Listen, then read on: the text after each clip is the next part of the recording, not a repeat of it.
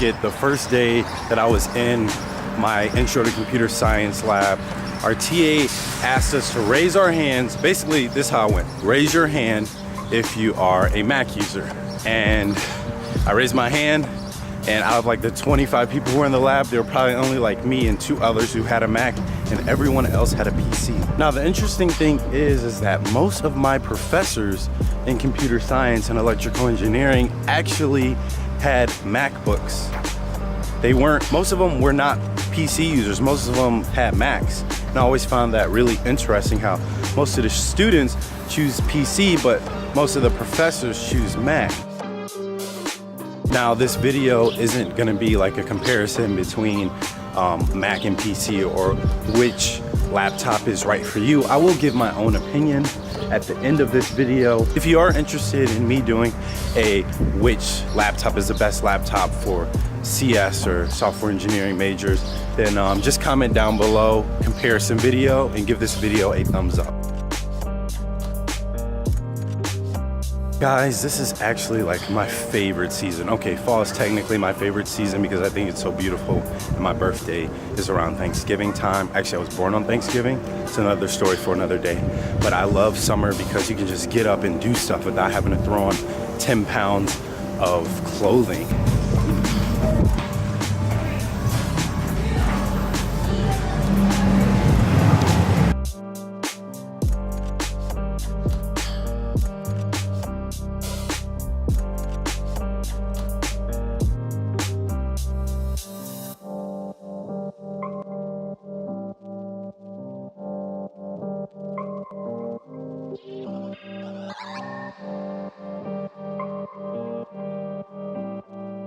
So one thing that I learned out of the gate about my MacBook Pro that I love is the terminal that was built inside the operating system or the computer in general.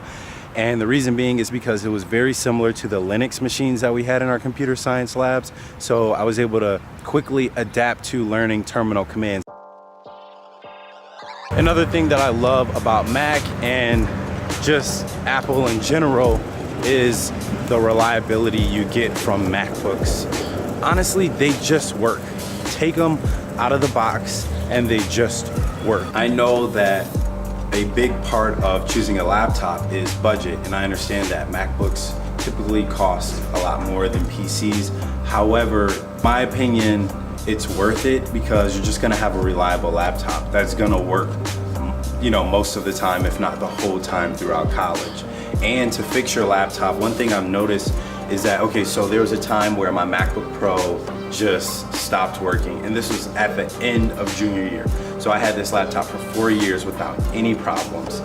And I had to like fix, I think it was a motherboard, and Apple gave me a new display or whatever. But all that only cost $250 because Apple had like this program where basically no matter what's wrong with your laptop, it's just a $250 deductible that you have to pay. And that was great. I was able to get my laptop fixed for $250. And another thing is, I was like, okay, I decided that it was time to upgrade my laptop because my MacBook Pro was just too slow. It was what, 2017, and my MacBook Pro was like a 2012, so it was 5 years old, and it was just too slow, especially when it came to some of the things that I had to do for computer science. So I would recommend getting a 16 gigabyte of RAM laptop if you can, especially if you are doing Xcode or any like iOS development.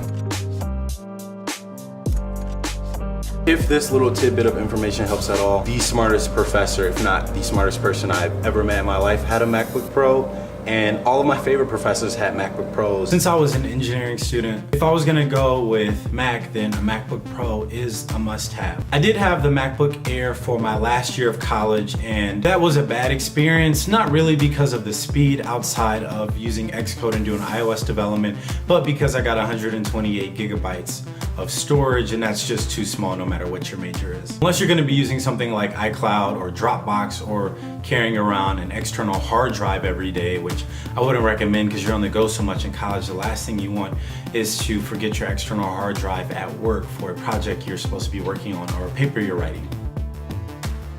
Portability is so important, especially if you're a college student in the Midwest or Northeast, sort of East Coast, or if your campus is just big. One thing I loved about having a Mac in college is that they don't weigh very much, and depending on how your semester is laid out in terms of your courses, you may be carrying around some heavy books. So when you add the weight of your laptop, your water bottle, your lunchbox, your gym clothes, your books, and any other accessories, it can get quite heavy. This is an underrated feature. As a high schooler, you really don't think about this very much because you're just walking back and forth inside the building, of course, to different classes.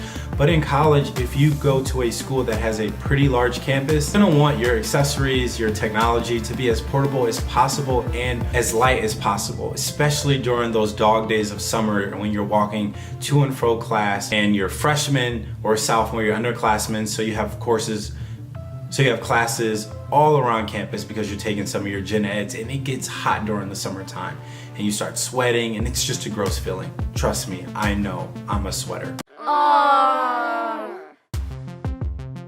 Being in Apple's ecosystem, another very underrated feature. I know some people don't want to be knee deep into the ecosystem because you feel like you can't get out, but there are some benefits to it, especially as a college student. Being in the ecosystem is great, especially if a lot of your friends have Macs and iPhones and iPads. And if you're a non-engineering major, most of your friends are probably gonna be Mac users. I remember all the classes I would be in that were outside of Russ College of Engineering. Most of the students had MacBook Airs or MacBook Pros, which was refreshing to see because I didn't really see that in engineering colleges much. I found so much value in AirDrop. My friends and I would AirDrop each other documents, notes, things that we needed to prepare for an exam or studying for midterms or finals. The AirDrop feature is really nice. Or let's say you're taking pictures of notes that your professor took because your handwriting is horrible like mine, or they wrote something down at the end that you don't feel like is necessary for you to actually have in your notebook because you want to have it at your disposal all the time, and you take a picture. A lot of students take pictures nowadays of notes, of assignment due dates. I know I did that a lot. You can just AirDrop it to your laptop or to your friends. And then there's iMessaging, which is dope because you can text on your laptop and it looks like you're taking notes because your professors are typically not behind you and they're in front of you, so it looks like you're taking notes, but you're really texting your friends in this group chat. That's super funny. Okay, I don't recommend doing that because you want to make sure that you're paying attention to your professor, but there are some benefits to having iMessage on your laptop. Let's say your professor is talking about a topic that you don't really understand. You can just text the group like, hey, I don't understand this. Can someone explain this to me quickly? Someone explain this to me, and they can quickly get back to you and you can still stay productive without having to go on your phone. Ergonomics. Hello. Trackpad. I love you.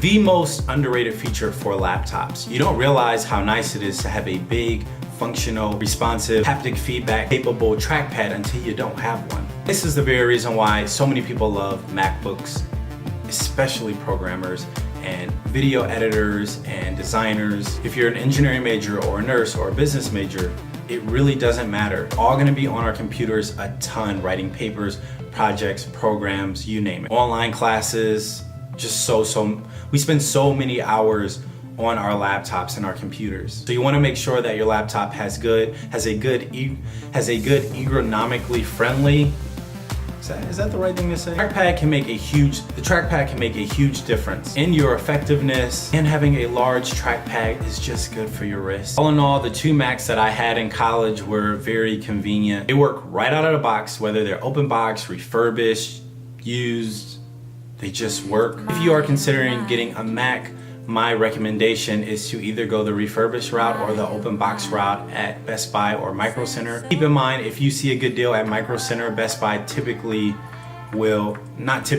Buy does price match. So if you see a good deal at like B&H Photo or something like that, another reputable place, then tell the person that's working at Best Buy that's trying to get you a new MacBook about those deals. And obviously you want to use those student discounts because you can save hundreds. So yeah, those are my experiences using a MacBook Pro and a MacBook Air, but mostly in college I had a MacBook Pro. If you like this video at all, give it a thumbs up, share it with someone who you think might find value in watching this video, and comment below some of your thoughts if you're a MacBook user or even if you're a PC user and some of the benefits from having a PC. If you are interested in a MacBook, my recommendation for technical majors is to get a MacBook Pro that, if if you can afford it, that's the laptop that you should get. Definitely stay away from the MacBook and stay away from the Air unless it's 256 gigabytes or even 512 gigabytes. And if you're a non-technical major, the MacBook Air is a great computer. It's fast, the screen is nice, resolution is great, it's portable, it's lightweight, and it has the longest lasting battery, so that's a great laptop. With that being said, that is the end of this video. And don't forget to hit that subscribe button. And if you already hit that subscribe button, make sure you hit the bell so you know whenever I'm dropping a video, you get that notification and you can comment first. All right, I'll see y'all later. Peace. Your laptop.